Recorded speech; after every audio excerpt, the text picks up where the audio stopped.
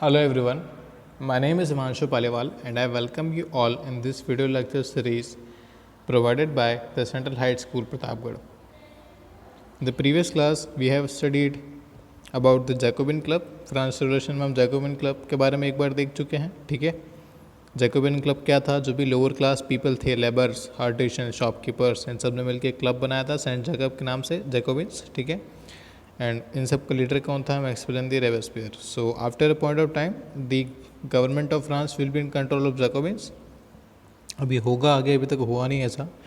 And the leader of this group was Maximilian the Robespierre. तो अब क्या होगा कि फ्रांस का लीडर कौन बन जाएगा? Maximilian the Robespierre. अभी नहीं, थोड़े टाइम बाद. ठीक है, और ये दोनों में डिफ्रेंशिएट भी हमने किया था. ये अपर क्लास के लोग थे और ये कौन थे? जो जैकोबिन थे, इनको सेंस क्लूड्स भी बोला जाता था. क्यों? क्योंकि ऐसा है, फुल पैंट्स पहनते थे अपने आप को डिफ्रेंशिएट करने के लिए. ठीक है, आज हम बात करते हैं ईयर 1792 की. आज हम देखेंगे द इवेंट्स ऑफ 1792. ठीक है, तो जो भी अभी फ्रांस में एक्टिविटी हो रही थी उससे क्या था, जो भी नेबरिंग कंट्री थे जैसे प्रशिया, ऑस्ट्रिया, ठीक है, इन सब के जो राजा थे, जो किंग थे, वो काफ़ी सदमे में थे, काफ़ी डरे हुए थे. क्योंकि जब लोगों ने देखा, जब राजाओं ने देखा कि अब फ्रांस के राजा की इतनी कोई अहमियत नहीं रह गई है, वहाँ के लोगों ने मिलकर राजा को ही अपनी सत्ता से हटा दिया है, तो अब हमारे यहाँ पर भी ऐसा हो सकता है, तब तो कुछ भी हो सकता है. ठीक है, तो जो प्रशिया और ऑस्ट्रिया ये क्या करते हैं, ये डिसाइड करते हैं सेंड आर्मी टू कुल, मतलब क्या करते हैं, फ्रांस पे आर्मी सेंड करने का डिसाइड करते हैं. और ये बात किसको पता लग जाती है? नेशनल असेंबली को. अभी पावर किसकी है फ्रांस में? नेशनल असेंबली की है. तो as National Assembly got to know about the war against Prussia and Austria. ठीक है, तो वो क्या करते हैं? वोट करते हैं. अब वोट करते हैं अप्रैल 1792 को. ठीक है, वो वोट किस फेवर में करते हैं? To declare war against Prussia और ऑस्ट्रिया. ये देखते हैं कि जब प्रशिया और ऑस्ट्रिया हमारे खिलाफ वॉर अगेंस्ट स्टार्ट कर रहा है, तो वो स्टार्ट करे इससे पहले हम स्टार्ट कर देते हो. तो क्या करता है? नेशनल असेंबली स्टार्ट कर देता है, मतलब फ्रांस वॉर स्टार्ट कर देगा किसके खिलाफ? प्रशिया और ऑस्ट्रिया के खिलाफ. इसका मंथ कौन सा है? अप्रैल 1792. ठीक है, people willingly join the army. लोगों में इतना आक्रोश था उस टाइम में फ्रांस की, बिकॉज वो क्या देखते थे कि ये तो आम आदमी की लड़ाई है. किसके खिलाफ? मोनार्की के खिलाफ, राजतंत्र के खिलाफ. तो जब लोगों ने देखा कि तो आम आदमी की लड़ाई है, तो हम भी आम आदमी हैं, तो लोगों ने क्या करा? Willingly join the army. लोगों ने अपनी इच्छा से राजतंत्र को विध्वंस करने के लिए, उसको हटाने के लिए अपनी इच्छा से क्या करा? आर्मी ज्वाइन करी.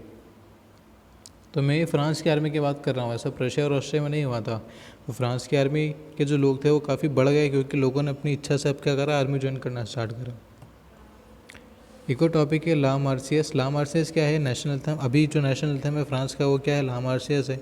ठीक है, ये बिल्कुल एक देशभक्ति वाला गाना है. इसको कंपोज, इसको लिखा किसने था? रॉबर्ट डी लाइली ने लिखा था. ठीक है, ये फर्स्ट कब संग हुआ था? Sung by the volunteer from Marcel. Marcel एक जगह है पेरिस के पास में. ठीक है, तो पेरिस जब आए थे लोग मार्सेल से, तो ये गाना गाते हुए आए थे. ठीक है, अब इस गाने का नाम क्या पड़ गया? मार्सेलिस. और अभी जो प्रेजेंट कंडीशन है इसमें एक नेशनल एंथम है किसका? फ्रांस का.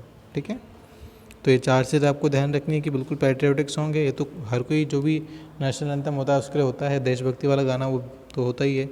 इसका कंपोज़र कौन है? पहले कहाँ सिंग किया गया और अभी की कंडीशन में क्या है. ठीक है, अब हम देखते हैं कि इसके बाद क्या इवेंट होते हैं. जैसे अभी मैंने आपको बताया ना कि ये जब आर्मी आ रही थी, तो आर्मी में जब मार्शल से लोग आते तब ये गाना गाते हुए आए थे. ठीक है, और समर 1792 को क्या होता है, मतलब जब वॉर होती है उसके उसी टाइम पे क्या होता है कि लोगों को पता लग जाता है कि जो फ्रांस के जो लुई है, मतलब जो किंग है वहाँ पे, लुई 16, उन्होंने क्या करा था? सीक्रेट नेगोशिएशन करी थी. ठीक है, नेगोशिएशन किसके साथ करी थी? नेबरिंग कंट्रीज़ के खिलाफ. क्योंकि देखो, जब प्रशिया और ऑस्ट्रिया फ्रांस के खिलाफ, मतलब अभी अगर वो फ्रांस के खिलाफ लड़ाई भी कर रहा है तो किसके खिलाफ कर रहा होगा? जो नेशनल असेंबली उसके खिलाफ. क्योंकि अभी पावर में तो नेशनल असेंबली, मतलब जो लोअर क्लास पीपल है वो है. तो अब तक तो लोगों को क्या लगता था कि जो राजा है उनके खिलाफ है, राजा रेवोल्यूशन को सपोर्ट करता है. लेकिन अब क्या हो रहा है, लोगों को पता लगा कि नहीं, राजा तो चाहता ही नहीं कि उनके लोगों का भी विकास हो. तो अब लोगों में क्या हो गया? राजा के खिलाफ गुस्सा काफ़ी बढ़ गया. तो इसी में क्या इवेंट होता है? 10 अगस्त 1792 को क्या होता है कि पीपल जो हैं फ्रांस के, वो पैलेस ऑफ टोरियल्स को क्या करते हैं? डिस्ट्रॉय कर देते हैं. जैसे पैलेस ऑफ बास्टिल पहले डिस्ट्रॉय किया गया था, अब किसको करता है? टोरियल्स को कर देते हैं. ये जो किला है यहाँ पर रहता था कौन? अभी लुई 16 और उसकी वाइफ मैरी एंटोइनेट. तो अब क्या करते हैं लोग? जो किंग का बॉडीगार्ड उसको मार देते हैं और हेल्ड हॉस्टेज, मतलब बंदी बना लेते हैं. किसको? किंग और उनकी वाइफ को बंदी बना लेते हैं. ठीक है, अब जो असेंबली है वो वोट करती है, असेंबली वोट करती है किसको, इम्प्रेजेंट करने के लिए the royal family. Assembly voted to imprison the royal family, क्योंकि अब तक जो भी निर्णय है वो नेशनल असेंबली ही लेने वाली है, ठीक है। इसके बाद में क्या होता है, न्यू इलेक्शन वर हेल्ड, अब नए इलेक्शन होते हैं। मैंने आपको एक्टिव सिटीजन बताया था, एक्टिव सिटीजन की कंडीशन में क्या था कि 25 ईयर मिनिमम एज थी, लेकिन अब इसको कम करके क्या कर दिया गया था, 21 साल कर दिया गया था, ठीक है। और आप सभी लोग वोट दे सकते हैं above irrespective of their wealth. पहले वेल्थ का भी था कि आपको कम से कम कितना वेज देना है, ठीक है। अब आपकी कोई भी वेल्थ हो आप वोट दे सकते हो, लेकिन अभी भी कंडीशन क्या है, 21 ईयर्स ऑफ एज आपको होना चाहिए और आपको क्या होना चाहिए, मैन। तो मतलब वेमेन को अभी भी यहाँ पे राइट नहीं मिले, इस चीज़ का आपको ध्यान रखना है, ठीक है। तो इसके आगे के जो भी इवेंट्स हैं हम नेक्स्ट क्लास में कंटिन्यू करते हैं, ठीक है। Thank you.